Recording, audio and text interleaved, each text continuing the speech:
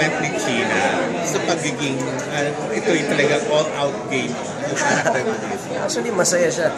Masaya siya kasi syempre, alam mo yun, masaya naman palagi yung asawa ko kapag meron akong ginagawang kakaiba. Yun yung gusto naman namin, ginagawa kami kakaiba.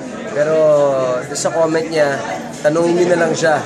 I'm sure meron siya sarili niyang comment tungkol dyan. Pero okay naman, masaya naman siya sa project na ginawa. And nakakahanga, how you keep yung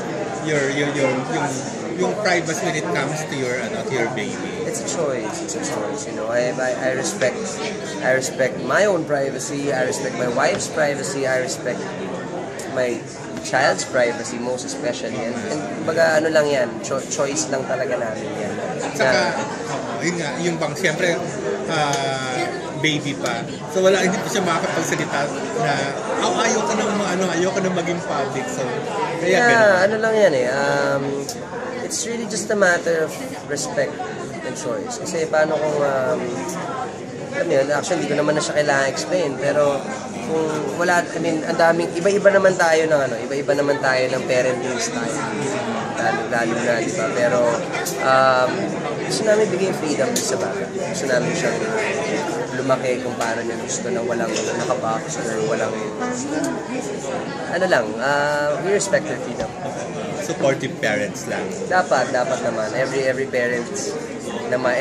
parent actually naman pinakamagandang gawin na supportahan yun. Kailan ang due date? Okay na yun. Normal. Si Gorgio. With details about Nanganak na ba? With details about, pregnancy and, our kid and family and all that. Kumbaga hindi, talaga yun, we really wanna keep it private. And, well, yun nga, sinasabi ko lagi, mahirap maging private sa public arena. Pero, as much as you can.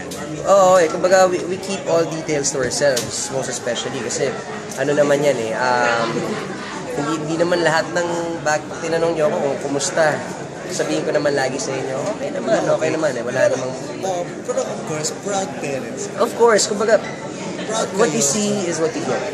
Hindi kami tipong lantara na okay, we show to the whole world everything involving our family, pero you see us around. We go to malls, we go to church, we go to the grocery.